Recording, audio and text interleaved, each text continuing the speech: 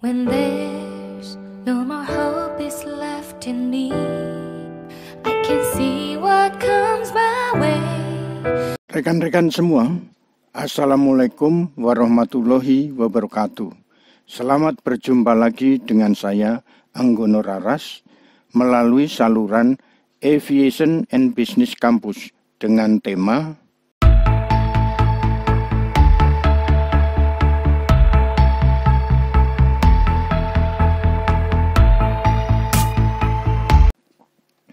rekan-rekan semua.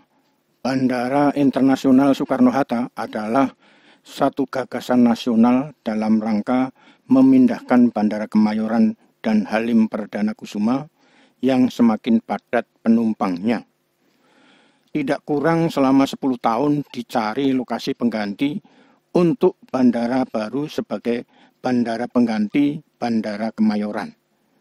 Akhirnya ditetapkan dari beberapa lokasi yang disajikan sebagai lokasi bandara baru, yaitu Tangerang yang saat ini berada di Provinsi Banten.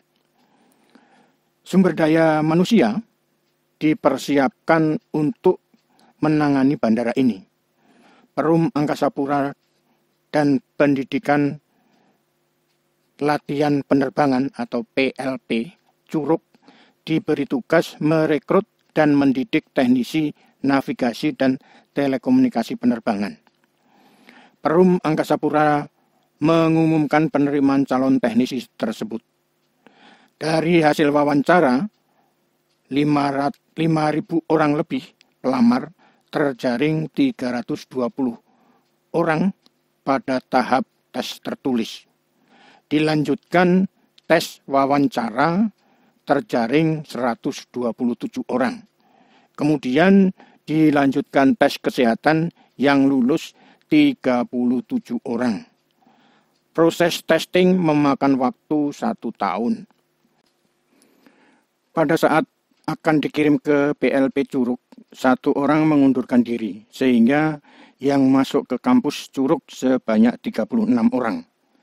Pada waktu belajar dimulai tahun 1979 dan diwisuda tahun 1981, sebanyak 33 orang. 1 di antaranya yang diwisuda adalah saya. Selama 2 tahun belajar pagi dan sore, ada 3 orang yang gagal karena tidak lulus pada saat ujian. Sistem belajar pendidikan di PLP pada waktu itu adalah berlaku sistem gugur. Rekan-rekan semua, pada tahun 1981, Bandara Internasional yang baru belum selesai, masih dalam proses pembangunan. Maka Angkasa Pura menempatkan 36 orang teknisi telekomunikasi dan navigasi penerbangan di Bandara Kemayoran dan Halim Perdana Kusuma. Pada tahun 1985 dilakukan operasi boyong. Setelah selama 1 tahun dilakukan shadow operation dalam pengelolaan Bandara Internasional Soekarno-Hatta dan Bandara Kemayoran. Operasi boyong ini benar-benar spektakuler. Semua fasilitas pendukung operasional dari Bandara Kemayoran diangkut oleh unit masing-masing. Pada saat operasional berjalan, mayoritas sambungan telepon belum tersambung. Bila telepon di lokasi basement, dijamin harus keluar, karena pada waktu itu belum dipasang wifi. Secara berangsur-angsur, kebutuhan operasional mulai terpenuhi. Hal yang baru pada operasional Bandara Soekarno-Hatta adalah adanya sistem integrasi pengolahan data penerbangan oleh komputer yang diberi nama Central Information System atau disingkat CIS atau CIS atau CIS.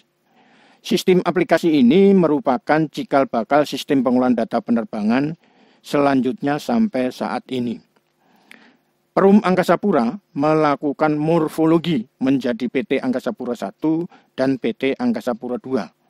Masing-masing diberi tanggung jawab mengelola bandara komersial di Indonesia. Kedua manajemen perusahaan ini saling berlomba dalam meningkatkan kinerjanya. Rekan-rekan semua, sesuai permintaan pasar yang begitu cepat, maka pembangunan Terminal 1 dilanjutkan dengan pembangunan Terminal 2. Pembangunan Terminal 1 dan Terminal 2 biayanya dapat pinjaman dari pemerintah Prancis, dan yang membangun adalah dari pemerintah Prancis. Di sini PT Angkasa Pura II berfungsi sebagai operator bandara saja. Penanganan pembangunan bandara dilakukan oleh pemerintah pusat yang dilimpahkan ke proyek Jakarta International Airport Cengkareng atau JIAC.